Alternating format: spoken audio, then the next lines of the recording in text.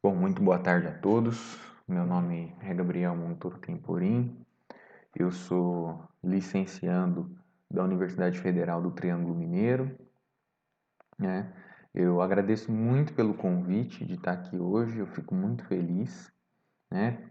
Eu ainda estou realizando os meus estudos, né? Acho que e eu fiquei muito feliz com essa oportunidade. Então, hoje eu vou falar um pouquinho para vocês sobre a teoria quântica, né? Vou trazer alguns conceitos iniciais de como que essa teoria surgiu, né? E vamos falar um pouquinho de mecânica quântica. E depois eu quero trazer um relato de experiência, como que foi a minha faculdade, né? Pois bem. Então, antes da gente falar da teoria quântica e do início dessa teoria maravilhosa, eu trouxe uma contextualização, né? A gente precisa entender um pouco como que estava a física no final do século XIX, né? Porque a teoria quântica ela inicia ali no começo do século XX. Então eu quero trazer essa contextualização para que fique mais fácil, mais evidente tudo isso, né? Então, na física clássica, né, na física do final do século XVIII, né, nós temos a física clássica, né, um grande aperfeiçoamento que a gente teve da física clássica no século XVIII, né? Então, nós tivemos um aperfeiçoamento, né, na mecânica analítica, mecânica clássica, analítica, na termodinâmica, né, as máquinas térmicas, os conceitos termodinâmicos, os potenciais termodinâmicos, na ótica também, uma, um, grandes discussões sobre a natureza da luz tinham sido realizadas nesse século, né, e a gente vai comentar mais à frente um pouquinho. O magnetismo e o eletromagnetismo eles estavam unificados, né, no final do século XVIII. Então, a grosso modo, né, o que a gente pode dizer é que quase tudo aquilo que se ensina, né, no ensino médio hoje, né, a grande parte do que a gente ensina hoje no ensino médio já havia sido descoberto, né? É, faltar só apenas a física moderna, né, que seria a relatividade e a quântica. Então vamos entender o que aconteceu. Bom, a física estava tão consolidada no final do século XVIII, estava tão, para os cientistas parecia que estava tudo tão indo bem, tão bem, que tem até o famoso, né, Lord Kelvin, que foi um cientista muito renomado também. Ele dizia que existiam apenas duas pequenas nuvens no céu, né? Sendo representadas essas nuvens, dois problemas a serem resolvidos pela física, né? Ficando apenas a questão de aprimorar o que a gente já sabia, né? Então, a questão com relação a conceitual, nós já havíamos descoberto muitas coisas. Então, um grande problema que ele traz, né, é o resultado negativo do experimento de Michelson e Morley, né? Numa outra oportunidade a gente pode até conversar sobre esse experimento, muito bonito. E ele foi o que desencadeou a teoria da relatividade, né, por Einstein, e a radiação de corpo negro, né? É, a radiação de corpo negro, né, eu vou explicar mais à frente, mas ela pode ser entendida, eles queriam entender qual que é a relação entre a emissão térmica, né, a emissão de radiação por um corpo e a sua temperatura, né? Então está relacionado assim com a questão por exemplo, um metal que esquenta e muda de cor, né? Começa a emitir luz, né? No visível. Então, essa é a ideia, né? Então, qual que é a relação entre essa frequência dessa luz ou a intensidade da luz com a temperatura?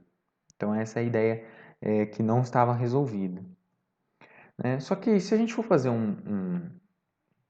uma pesquisa, né, a gente percebe que no final do século XVIII, né, existiam aí os raios-x, né, a radioatividade, a espectroscopia, o efeito fotoelétrico, né, e até mesmo o elétron, né, que não estavam tão bem definidos, né, não estava bem detalhado o que é aquele conceito. Então, por exemplo, raio-x, a gente não tinha interação, não sabia direito o que realmente era, né? Radioatividade também foi descoberta, porém não tinha essa interação, não sabia o ah, mas tá bom, eu entendi e tal, mas o que causa aquilo? Então não tinha um conceito, né? Uma definição do que realmente era no sentido do estrutural da matéria, né? Por exemplo, espectroscopia também, né? Que quando a gente passa quando a gente analisa o espectro, né, de um determinado, por exemplo, do Sol, né, ou de um determinado material, de um determinado elemento, acontecem essas raias escuras, né, no meio do espectro que vocês estão vendo na imagem. E essas raias, elas não tinham sido explicadas classicamente. Então, eram limitações da teoria clássica, assim como também no efeito fotoelétrico, né? Existiam algumas maneiras de explicar, alguns conceitos eles conseguiam explicar com a teoria clássica. Porém, outros conceitos, outras observações que fazem na natureza, eles não conseguiam explicar o efeito fotoelétrico. Ele só vai poder ser explicado a partir da teoria quântica. Pois bem. Então, uma frase muito legal que o Roberto de Andrade Martins traz para nós, né, que é um pesquisador lá da Unicamp, e ele é especialista em história da ciência, havia, na verdade, um enorme número de nuvens no horizonte da física, uma verdadeira tempestade que começava a derrubar tudo. Então, a gente vai ver que esses problemas, né, essas questões que não conseguiam distinguir, não conseguiam explicar classicamente, vai gerar um grande problema. E aí que entra o famoso Max Planck, né, lá em 1900. Ele está tentando resolver essa questão da radiação de corpo negro, né? E a questão é a seguinte, né?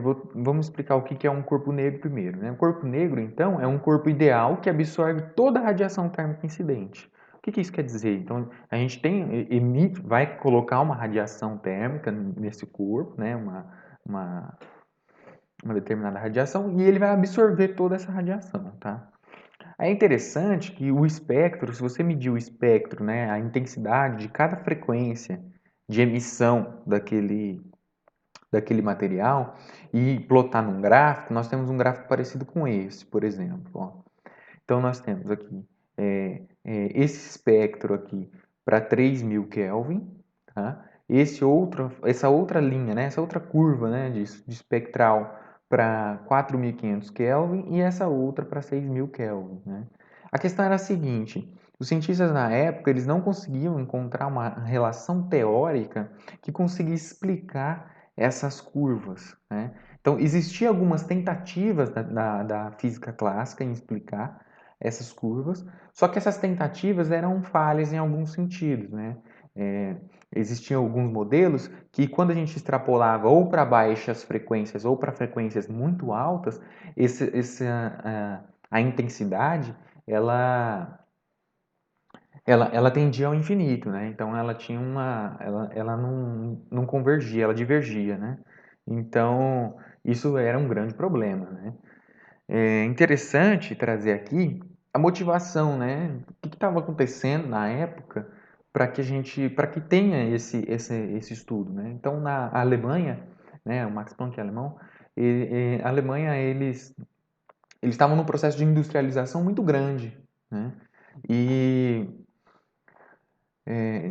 essa industrialização tinham siderúrgicas, né? E as siderúrgicas, como todos sabem, elas derretem, né, os metais e para forjá-los, né? Então a questão é a seguinte: como é que a gente consegue medir a temperatura ou ganhar, pelo menos assim, ganhar eficiência nesses processos, né? Nesses fenômenos? Como que a gente faz isso? Então, entender o espectro de emissão, entender essa questão de radiação térmica, né? Era muito importante para isso na época. Outra questão é a questão das lâmpadas, né? A Alemanha, o governo alemão, ele tinha um projeto muito legal, muito interessante para iluminar, né? Todas as casas, todas as indústrias, enfim. E aí a lâmpada já tinha sido inventada, né? E como vocês sabem, né, a lâmpada ela é um filamento que passa uma corrente elétrica ali dentro e aí vai aquecer, né, aquele filamento e aí ele vai emitir luz, né? Então, é, entender essas questões de emissão de luz por materiais faz interessante na época justamente por conta disso, para a gente entender, para melhorar essas tecnologias, né?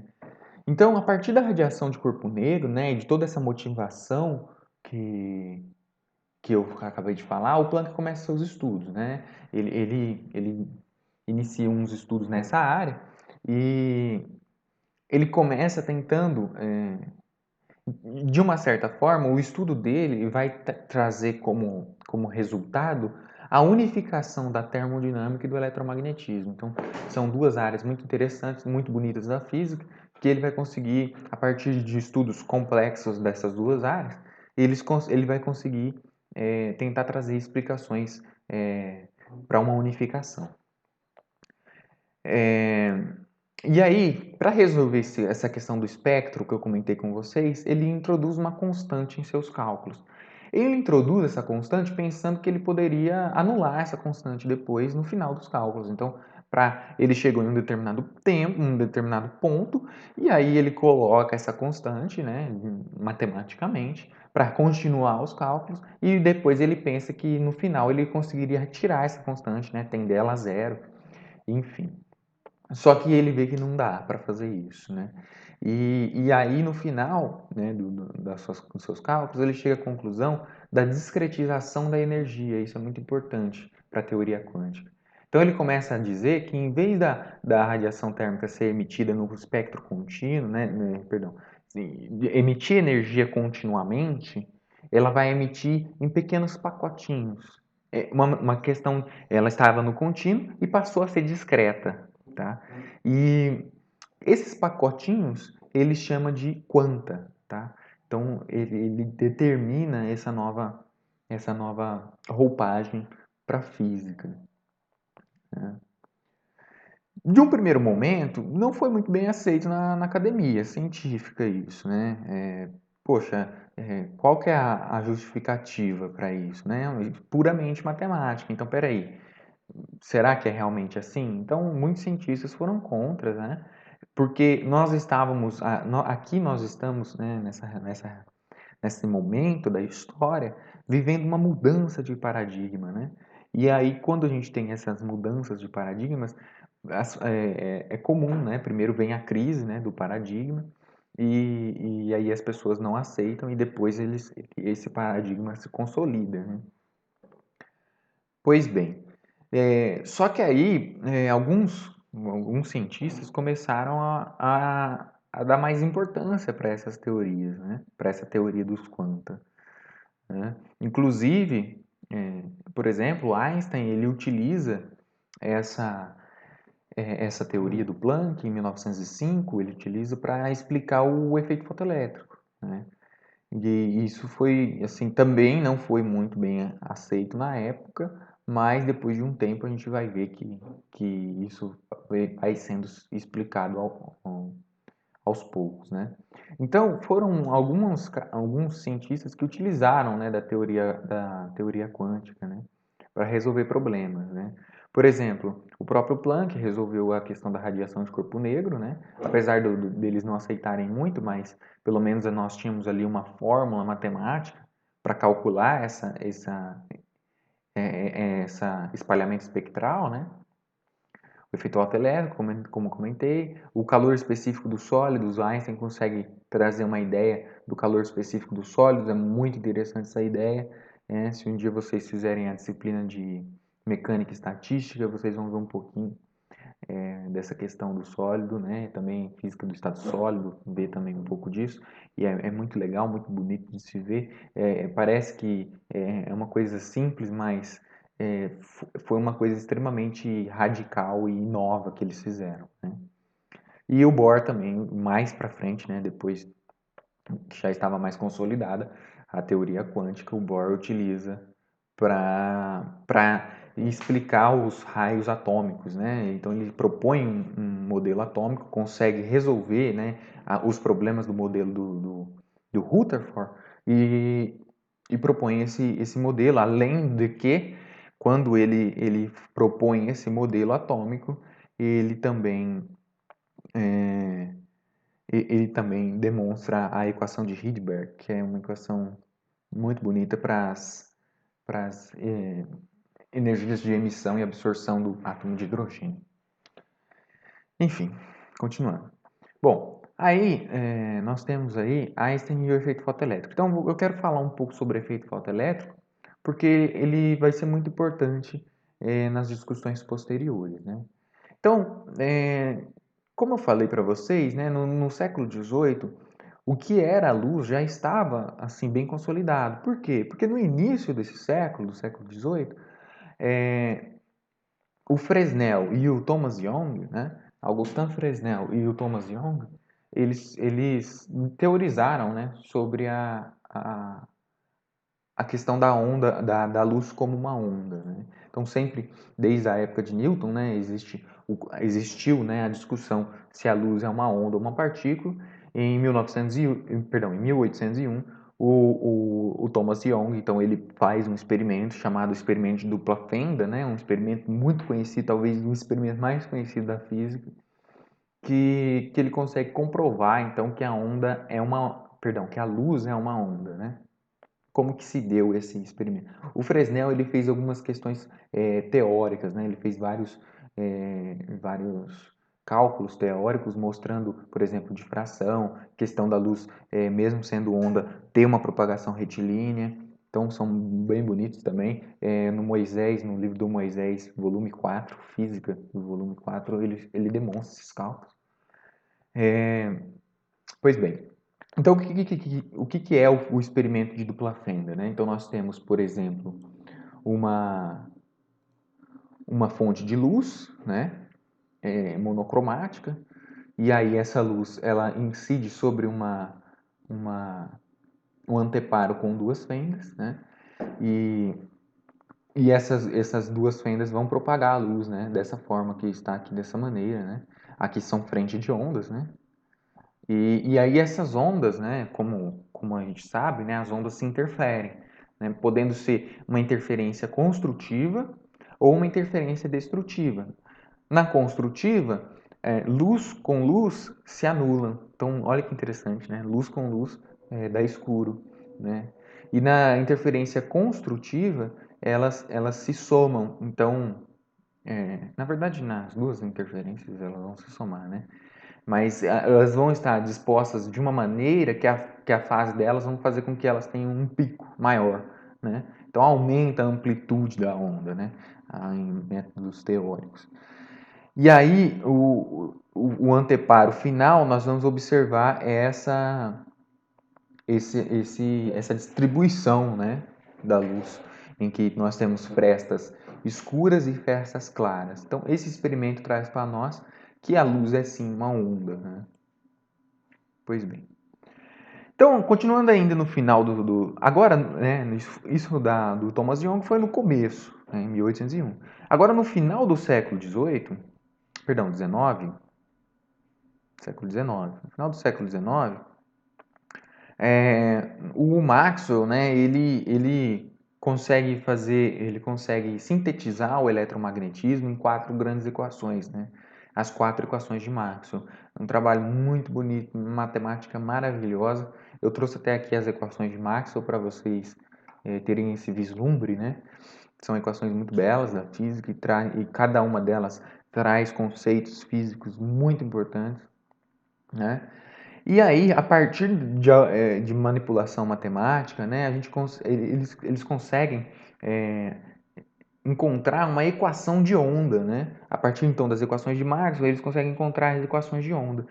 Ondas no que sentido? Ondas eletromagnéticas, ou seja, variação de campo elétrico e campo magnético, né? É, fazendo, trazendo essa dedução matemática da onda eletromagnética, né? E aí, como já sabiam que a luz era uma onda, então teve esse paralelo aí foi consolidado que a luz, então, era uma onda eletromagnética. Isso no final do século XIX. Bom, e aí vem esse nobre senhor, né, Albert Einstein, e aí para explicar o efeito fotoelétrico, o que que é o efeito fotoelétrico, né? É, nós temos uma radiação incidente aqui, né? Nós temos uma onda eletromagnética que vai incidir num material, né?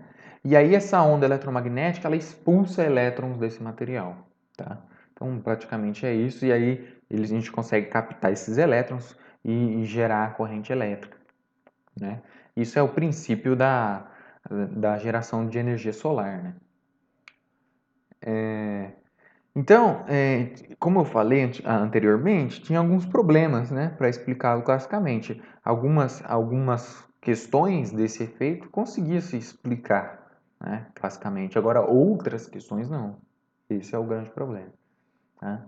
E aí, em 1905, então, o Einstein ele utiliza, né, dessa teoria de Planck, né, a luz e da teoria dos quanta, né, e estende isso para a luz, né? Estende não, né, na verdade. Então, ele utiliza a teoria de Planck, né, e para explicar o efeito fotoelétrico, ele consegue explicar observações experimentais. Então, ele utiliza dessa matemática para explicar os experimentos, né, observações experimentais da época. E aí ele até coloca o Einstein a luz como se fosse um corpúsculo, né? Porque essa questão de corpúsculo e onda, né? Ela, como o Einstein sabia de tudo que eu falei para vocês até agora, da luz como uma onda, ele coloca como se fosse um corpúsculo, porque ele mesmo, ele não aceita tanto, né? Ele sabe que a luz é uma onda, né? E aí ele, de repente, ele está falando como se ela fosse um corpúsculo, é um tanto quanto complicado. Como eu falei, nós estamos vendo uma mudança de paradigma nessa época, né? Então, tanto é que na primeira conferência de Solvay, em 1911, né, o Einstein ele coloca que é um caráter provisório desse conceito, né? Isso é uma frase dele, da luz como um corpúsculo. Então, na cabeça deles, naquela época, né, o que eles estavam pensando é que isso seria uma questão matemática para a gente resolver aquilo, mas que não necessariamente seria a física por trás daquilo, a realidade, né, estrutural da matéria. Pois bem, aí passa-se, né, algum tempo, né, então aqui nós temos 1911, agora eu vou pular para 1924, é um salto grande, né, aqui teve várias discussões, né, a questão agora aqui da teoria quântica já está mais bem aceita, né, já está bem aceita, e aí entra uma outra questão, né, que é a dualidade onda-partícula. Bom, então, em 1924, o Louis de Broglie ele vai propor essa questão da dualidade onda-partícula. Por quê? Porque ele pensa numa questão de simetria, né? Ele pensa numa questão de simetria. Por exemplo, o que ele pensou, né? Se a luz, que é uma onda eletromagnética, pode se comportar como partícula, por que o contrário não seria válido, né? É uma questão de simetria. Então, por que a matéria não pode se transformar em onda e se apresentar como onda, né? Então, foi essa questão que ele pensou e aí ele fez vários estudos sobre isso, né? E defendeu a sua tese de doutorado que tratava-se disso, né? Então, tem histórias muito interessantes, por exemplo, ele mostrou a sua tese de doutorado para um cientista da época, um professor. É interessante que nessa época não existia orientador, né? Simplesmente ele estudava, fazia os estudos, escrevia a tese e depois apresentava para um professor que seria como se fosse um orientador que vai apresentar isso para os seus colegas, né, da faculdade e deixá-lo ou não com que esse aluno se apresente para defender sua tese. Pois bem. E aí tem até uma história que o orientador dele, ele enviou uma cópia, pediu para de Broglie enviar uma cópia para o Einstein, né? E o Einstein leu a tese dele. Só que aí nesse meio tempo, né, o de Broglie defendeu a sua tese, né? Eles defenderam a tese e depois Einstein já tinha respondeu, né? A carta, né? Escreveu uma carta naquela época. Não era como hoje, né? Que a gente só um clique a gente já envia uma mensagem para o outro lado da Europa, né? E e na carta de Einstein, ele ficou muito feliz, muito abismado, né, com o conceito. E ele escreve, ele ergueu, né, então de Broglie, né, ergueu uma ponta do grande véu, né, trazendo que a questão de que nós temos muito mais para discutir, muito mais coisa para se fazer, né? E essa equação aí é a equação que de Broglie propõe, então, na sua tese, né? É interessante essa figura do átomo aí, que ele propõe a onda de matéria, e aí, com a proposição aqui da onda de matéria, ele, ele supõe, né, um raio atômico, né, é o, e, que já tinha sido desenvolvido aí por Bohr, né, e aí ele propõe um número de comprimento de onda inteiro, né? E a partir daqui ele consegue explicar a condição de quantização de Bohr que o Bohr utilizou. Então, o que quer dizer isso, né? Ele conseguiu explicar uma ideia que Bohr tinha colocado na sua teoria e ele tinha colocado a DOC, ou seja, ele tinha colocado uma constante para dar certo, né? E aí ele não conseguia explicar o porquê que aquela constante dava certo. E aí, a partir dessa teoria de de Broglie, ele conseguiu explicar. Então, é uma história muito bonita do de Broglie. Tem inclusive um livro muito bom sobre ele, que é também do Roberto de Andrade Martins e do Pedro Rosa, né? É muito legal. Bom, aí essa questão de dualidade onda-partícula também assim foi bem aceita na comunidade, né? Porque, poxa, são ideias bem diferentes, né? Bem complexas e tal. Então, não foi muito bem aceita em 1924. Porém, entre 1927 e 1935 foram feitos vários experimentos, né? Experimentos para identificar, né, essa dualidade onda-partícula, porque se a gente utilizar essa equação de de Broglie, nós vamos perceber que para para para matéria como um todo, né, é, o comprimento de onda ele é muito pequeno, né? Então é muito difícil de visualizar, principalmente naquela época que nós não tinha tanta tecnologia quanto tem hoje, né? Então, um dos experimentos que foi feito foi o Davidson e o Germer, né, em 1927. Eles realizaram lá os seus experimentos e conseguiram um aproveitamento aí de 30% da teoria, né? Então, não foi assim bem satisfatório, né, mas foi experimentos muito interessantes. E depois, né, o Thomson e o Reid, né, em 1927 também, eles fizeram um outro experimento utilizando outras técnicas, né? Eles usaram filmes finos para fazer essa técnica. E aí eles observaram esse comportamento com elétrons, né? Então, esse comportamento, né, quando vocês estudarem um pouco mais de física, mais da física 4, por exemplo, né, vocês vão ver que a difração, né? Então, esse aqui é um comportamento de difração de elétrons. Então, e a difração ela é um fenômeno ondulatório, né? Então, só uma onda pode obter uma difração.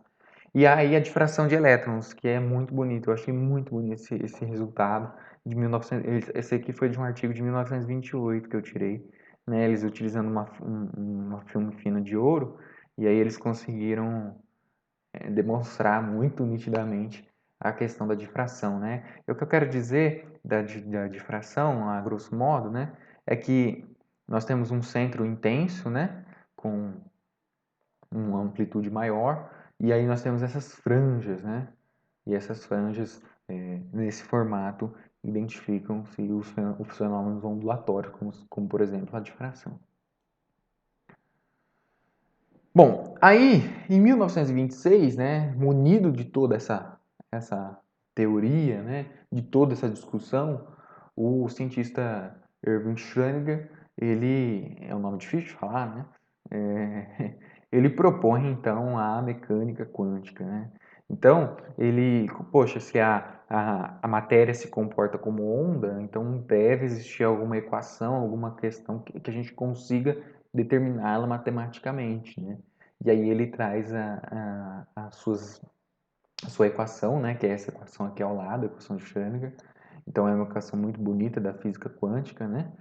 Logo a primeira página do livro de quântica, né? Do Grips, ele já coloca essa equação, é uma equação muito bonita. E com isso ele traz também a questão de função de onda, né? O que é a função de onda, né? É representado por esse psi aqui, né? Esse tridente aqui, é uma letra grega chamada psi. Então, é, ele traz essa questão de função de onda como um elemento matemático, né, até um certo ponto. E depois, né, Max Born, ele vai dar uma interpretação estatística para essa função de onda. Ele vai ver que se a gente elevar ao quadrado essa função de onda, a gente tem a probabilidade de encontrar a partícula num determinado espaço, né? Então, ele dá um sentido físico para a função de onda. E a partir daí começa então a mecânica quântica, né? Então a gente vai começar a estar interessado com os movimentos das partículas nesse ambiente quântico, né?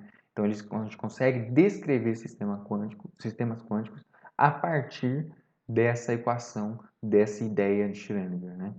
E é muito interessante porque a partir daí dessa pequena equação desenvolveu-se muita coisa da mecânica quântica que a gente conhece hoje, né? É interessante relatar aqui que um outro físico também, chamado Heisenberg, ele também fez uma teoria ele também desenvolveu a mecânica quântica, só que utilizando outro formalismo, né? Um formalismo matricial, né? Mais adequado para alguns tipos de sistemas, enquanto que esse daqui é mais adequado para outros tipos de sistemas em questão.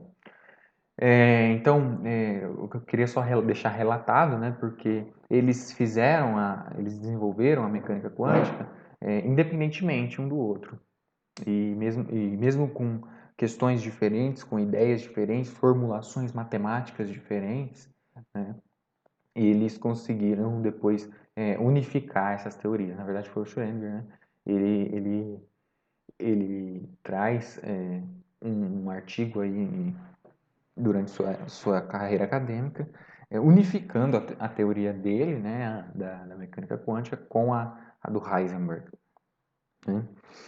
E aí, a partir dessa mecânica quântica, dessa nova equação, desses novos conceitos, consegue-se, então, desenvolver um novo modelo atômico, né? Então, percebe-se que o modelo de Bohr já não está sendo suficiente, e aí, a partir dessas equações, desenvolve-se esse novo modelo atômico.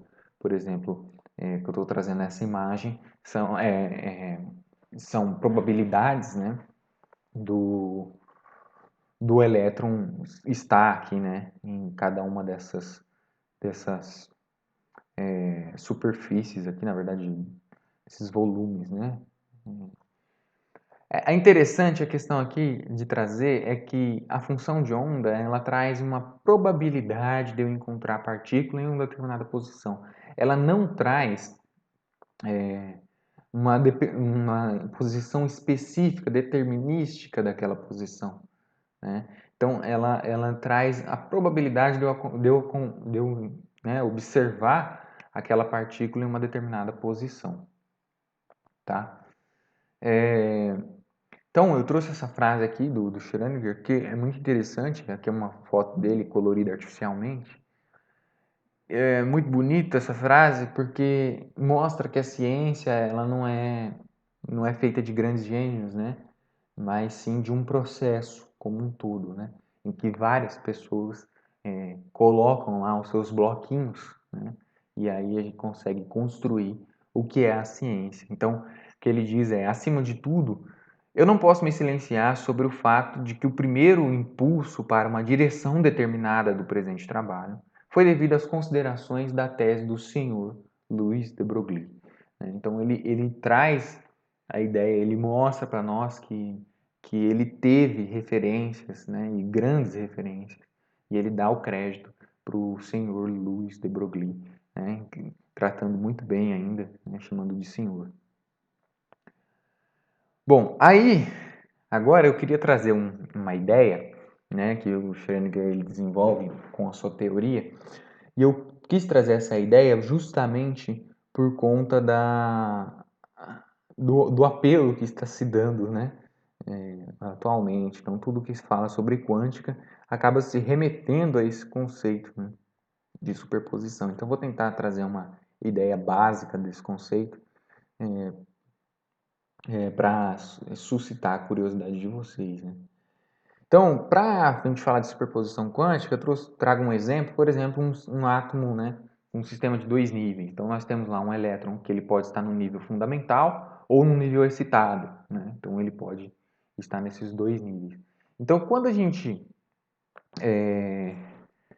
vai analisar esse elétron e a gente escreve a função de onda para esse elétron, essa função de onda ela vai trazer vai mostrar para nós que esse elétron pode estar no nível fundamental ou no nível excitado.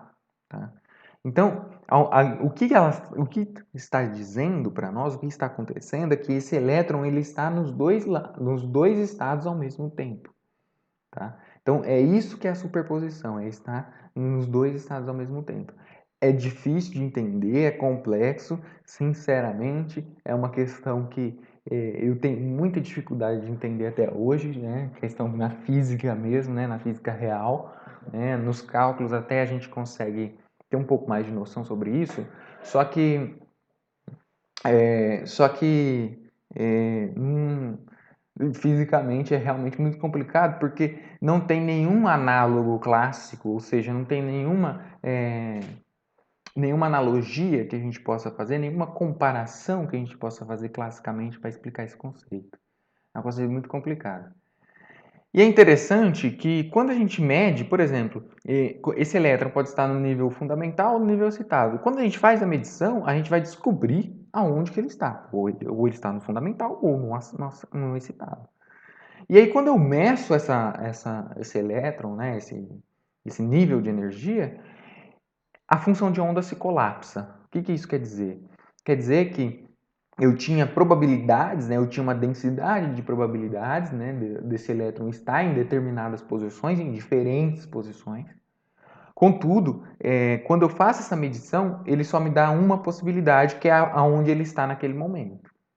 Então, existe esse colapso, né? Então, eu quebrei o sistema de superposição quântica, né? Então, ele vai estar ali indefinidamente, né? Bom, e para entender isso, né, o Schrödinger, na época, ele traz uma experiência mental, né? É mental essa experiência, tá? Do gato, né? Então, muito conhecido o gato de Schrödinger, né?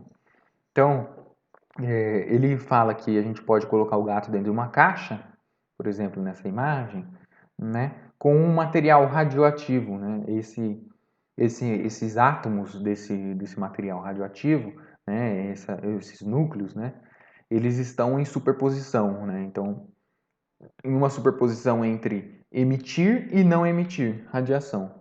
A questão é a seguinte, que se esse átomo emitir a radiação, o gato está morto, o gato morre, né?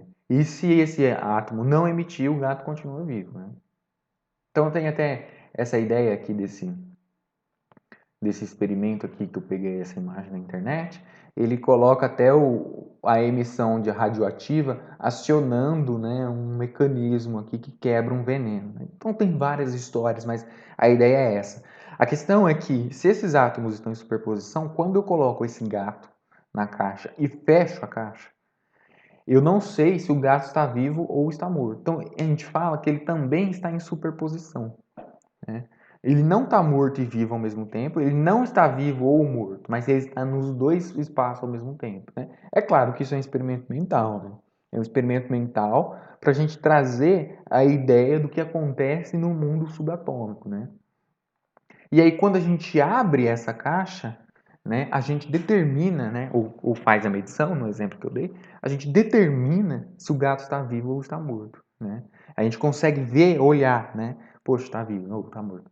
Então, essa é a grande ideia, né, da superposição quântica, né? E aí, quando a gente fez essa medida, quando a gente olhou, né, o estado de superposição se perdeu. Bom, aqui eu trouxe algumas aplicações, então, questão teórica eu não vou me aprofundar mais, tá? Eu acho que por hoje eu já falei bastante teoria para vocês, né?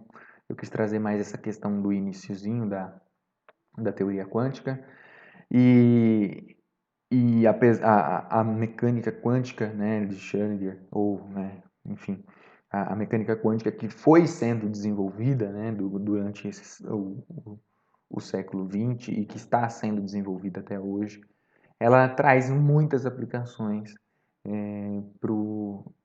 tecnológicas, né? Por exemplo, os processadores, né, que tem muitos transistores, né? Então, os transistores são usam, né, de fenômenos quânticos. O SSD, né, do computador, né, que alguns computadores mais novos já têm, né, esse SSD é uma maneira de guardar informações e eles usam um fenômeno quântico também chamado de tunelamento, um fenômeno muito bonito. E é muito legal e então, tipo assim, é interessante de ver que essas aplicações, né, comprovam ainda mais a teoria, né? Então, acho muito bonito isso, né? O laser também, então o laser ele foi desenvolvido a partir da teoria quântica, né, teoria de emissão e absorção de luz, né, ressonância magnética e vários outros exemplos na medicina, né, na saúde, para exames, né, inclusive temos até também o curso, né, de física médica, que é um curso muito bonito também. E aí também temos a comunicação quântica, computadores quânticos, né? Comunicação que estão sendo desenvolvidos, né? Que já teve muitos avanços, né? E, e são ditas, né? Tecnologias da segunda revolução, né? Da mecânica quântica. Então, são tecnologias muito espantosas, né? Que prometem aí e que se der certo vão trazer uma velocidade imensa nos cálculos, né, de programação, né, que a gente tem hoje, né, de softwares, né, que a gente tem hoje. Então, são muito interessantes. Bom, aí uns comentários, né, então, o Leon Lederman, né, ele estima, né, em um livro que ele escreveu, um físico também, né, contemporâneo nosso, ele escreveu, né, estima-se que um terço do PIB do norte-americano advém de aplicações diretas da mecânica quântica. Então, um terço do PIB, né, Produto Interno Bruto dos Estados Unidos, né, advém de tecnologias da mecânica quântica, né, aplicações. Então, para a gente ver, né, a quantidade a importância que essa teoria nos traz, né? Outro comentário que eu queria trazer é que eu expus aqui muito rapidamente muitos conceitos, né, científicos e pareceu que foi tudo gradativo e tudo muito bonitinho, né? Mas não foi, né? Então a ciência ela não é linear, né? E sim, são vários cientistas trabalhando de formas diferentes, né? Eu trouxe também questões mais da Europa, né, daquele século, mas existiam cientistas em outras partes do mundo, né? E a influência do contexto histórico, né? Então eu deixei de lado muita coisa de influência do contexto histórico, por exemplo, guerra mundial, né? Primeira Guerra Mundial que veio, que esteve aí entre o desenvolvimento da teoria quântica, né? O início da mecânica quântica e e eu deixei muito de fora. Então temos que levar em consideração isso também, né? Que acaba que a gente não tem muito tempo, então eu procurei focar mais nessa questão científica mesmo. Bom, aí eu pergunto, né? E quanto a nós, né?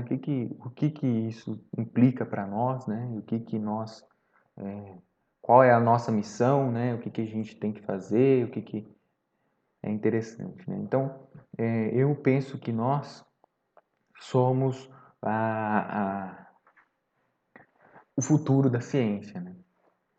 Bom, então aí eu trouxe um relato de experiência, né? Primeiro, então, eu vou falar sobre mim, né? Então, eu sou tecnólogo em automação industrial, formado pela FATEC, e eu estou fazendo, né, licenciatura em física na UFTM. Atualmente estou no 7º período, né? Acabou que eu atrasei um pouco a minha formação, né, por conta da pandemia, mas fiz tudo correr bem, no meio do ano que vem estou formado, né? Então, dentro da licenciatura, né, eu vou comentar alguns aspectos, por exemplo, disciplinas, pesquisa, extensão e as outras atribuições, né? Então, eu sei muito bem, né, como é que é a vida de um universitário, né? Além de tudo que a gente tem, por exemplo, disciplinas, a pesquisa, né, que a gente quer fazer, extensão, nós temos outras atribuições, né? Por exemplo, eu estou estudando para o mestrado, né, para ver se eu consigo uma nota boa no exame unificado. Eu sou professor, atualmente estou dando aula na escola professor Dr. Lindolfo Bernardes, lá de Conquista, em Minas Gerais, né? E eu, inclusive, eu gostaria até de aproveitar para agradecer, né, que eles me liberaram para estar aqui hoje, né, falando para vocês. E questões pessoais, né? Questões financeiras, questões familiares, questões sociais. Então eu sei que um estudante, né? Ele tem muita atribuição, muita coisa para pensar, né? Mas no final tudo vai dar certo, né? Então, eu trago para vocês, falando a respeito de disciplinas agora, né? Das disciplinas do curso. Como que foi, né, a minha trajetória, né? O curso de física é um curso que exige, né, do aluno, assim como outro curso universitário, mas exige do aluno, né, uma rotina de estudos, uma, uma disciplina de estudos, né? E o que mais foi mais fácil para mim de ter essa rotina, de adquirir essa rotina, foi com os meus amigos e colegas de curso e fazendo grupos de estudos, né? Então, logo no começo da universidade, a gente fez um grupo, né, entre os colegas mais chegados, e aí a gente definiu, né, o grupo ali. Então, a gente sempre estudou junto, sempre fez questões, né, de exercícios, dos livros e tudo mais. Então, a gente sempre procurou um ajudar o outro. Isso é muito importante. Acho que talvez seja o mais importante, assim, para se dar bem nas disciplinas, né? Porque um ajuda o outro. Se a gente estiver pensando em desistir da faculdade, né? Como eu já pensei, como muitos colegas já pensou, né, já pensaram. Então, um ajuda o outro, isso é muito importante. Outra coisa que me ajudou muito nas disciplinas foram as videoaulas, né? Até trago aí 2 canais aí da Univesp e da Universidade Federal Fluminense. São canais específicos, né, para física, para matemática, para cálculo, né? E isso me ajudou demais, demais, demais, porque a gente assiste a aula do professor, né? Às vezes a gente lê o livro em casa, tenta fazer os exercícios, mas às vezes não às vezes a gente precisa de alguma coisa a mais, né? O momento que o professor está ali na sala de aula, às vezes é muito pouco, né? E o livro sozinho, às vezes pula muita etapa. Então, as videoaulas para mim foram assim essenciais. Eu adoro assistir videoaula, eu gosto muito. E são muito boas as videoaulas desses 2 canais, tá? Univesp eu recomendo física básica e os cálculos, as questões da matemática inicial do curso de física. E eu recomendo os canais da UFF, né? Para as disciplinas avançadas do curso de física, são belíssimas, né? Ótimos professores. Bom, agora se tratando um pouco de pesquisa, né, e extensão, então eu acho que todo estudante de curso de física ele tem que ter um contato com pesquisa, mesmo que seja pequeno, para a gente ter noção o que é a física hoje, né? Não a gente ficar olhando só para o passado, mas entender o que é a física hoje, uma pesquisa, né, de fronteira e tentar ter essa noção. Então, eu fiz, né, durante a faculdade, eu participei do PIBID, eu fiz uma outra iniciação científica a respeito de experimentação remota, né, e participo também do grupo PET, que é um programa de estudos tutorado, né. Mas aí o que eu quero trazer hoje é a minha iniciação científica que eu fiz com o professor Dr. Guilherme Azevedo Alves, né, foi meu orientador nessa pesquisa, sobre ótica quântica, né. Então, a nossa pesquisa basicamente ela se resume, né, bem resumidamente, em resolver essa equação, né? Essa equação é a equação mestre, né? Uma equação diferencial, como vocês podem ver. Mas o que eu quero trazer não é nem essas questões teóricas, mas sim a questão da pesquisa em si, né? Então, eu consegui bolsa, consegui um ano de bolsa para essa pesquisa, né? Foi o que me ajudou muito, o que me motivou a fazer a pesquisa, porque sem a bolsa eu não conseguiria, por questões financeiras, principalmente, né? Então eu já tinha muito interesse na área, eu gostava muito, acho muito legal. É interessante dizer que a pesquisa que eu fiz é teórica, né? Teórica computacional, né? Então a gente utiliza programação para resolver essas equações e para interpretar, né, esses dados. Então eu eu gosto muito dessa área, né? Então eu já me identifiquei logo com essa área de pesquisa.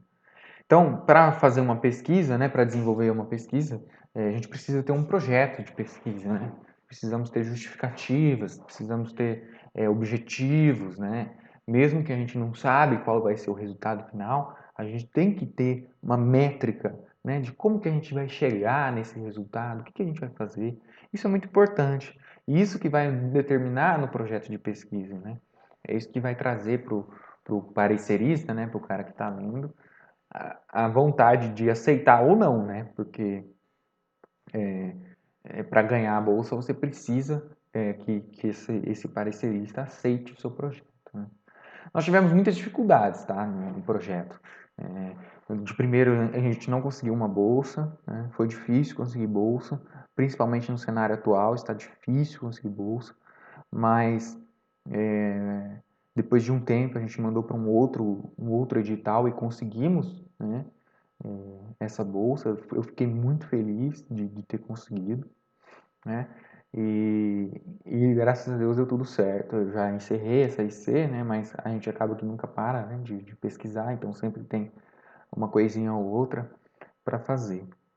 E durante a pesquisa, né, estudei bastante, né? Então, muitos estudos, né? E acho que isso é o que é o mais importante da pesquisa, né? Não só você trazer uma questão nova, mas também mostrar, também aprender muito com aquilo, né? E na pesquisa é muito importante, gente, que a gente não aprende só conceito físico novo, mas a gente aprende outras coisas, por exemplo, lidar com um orientador, saber conversar com um professor, saber apresentar um projeto, participar de eventos, né? Ter conversas na comunidade científica. Então, fazer uma palestra como essa que eu estou fazendo aqui para vocês.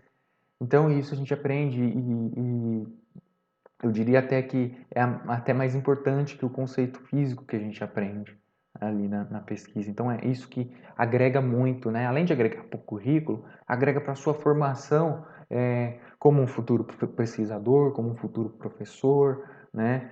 Então eu acho muito importante fazer a pesquisa. Como eu disse, eu acho que todos os alunos do curso de física deveriam procurar fazer a pesquisa, né? Então, eu trouxe algumas dicas rápidas, né, só para a gente finalizar. Então, primeira coisa, tem interesse no que você está estudando, né? Não vai estudar coisa que você não gosta. Se você não gosta de termodinâmica, por exemplo, assim, eu também não sou muito fã de termodinâmica, não vai estudar termodinâmica, entendeu? Se você não gosta de quântica, pô, não vai estudar quântica, estuda outra coisa. Tem várias áreas, né? Então, é, são muitas áreas, né, de pesquisa. Estude a base, né? Então, a partir do momento que você se identificou com aquilo, procure saber a base daquilo, né? Procura saber a base. Então, entender os conceitos básicos daquilo, né? Não começa tentando entender o mais complexo. Não começa, às vezes você vai pegar um artigo da área que você está pesquisando, você não vai entender nada de primeira, né? É, então, tenta estudar o mais básico primeiro, entender o processo físico que está acontecendo ali, né? Não foque no resultado, sim no processo, né? É, então, não focar nem no resultado da pesquisa e nem no resultado que a pesquisa vai te trazer na sua vida. Por exemplo, artigo, é, evento, mas foque no processo, a questão de você estar aprendendo, né? Com tudo aquilo. Como eu disse, você não vai aprender só o conceito físico. Seria muito raso se a gente aprendesse só o conceito físico. Mas aprender, assim, muito mais coisa, né? Eu digo isso por mim mesmo. Conheça o seu orientador. Isso é uma dica boa que eu dou, porque é importante você conhecer um pouco antes o seu orientador, né? Se ele for seu professor, né? Assim como os meus dois orientadores que eu tive na universidade, eu já conhecia eles antes, né? De grupos de pesquisa ou de aulas, disciplinas. Então eu já conhecia, já tinha um certo apreço por eles, né? Eu já gostava da maneira que eles conversavam e que eles lecionavam como pessoa, e isso fez muito influente, né? Atente-se às datas, né? Isso é o básico também, questão de entrega de relatório, participação de eventos, né? Tem que tomar muito cuidado com data, porque não tem volta, né? Ler artigo da sua área, como falei, isso vem depois de estudar a base, né? Então, leia alguns artigos, comece com artigos simples, às vezes artigos de divulgação ou artigos que explicam um determinado conceito, né? E aí depois você pode ir se especializando, né? E, e lendo artigos mais complexos, né? E principalmente, dedique-se, porque sem dedicação, sem trabalho, a gente não aprende nada, né? Então, isso acho que talvez a dica mais importante. Não só na pesquisa, mas também na universidade. Bom, e eu termino minha fala com essa frase linda, que nós, alunos, né, da graduação, somos o futuro da ciência, né? Então, cabe a nós ditar o futuro, como será esse futuro da ciência. Muito obrigado, pessoal. Eu fico muito feliz de ter ministrado essa palestra.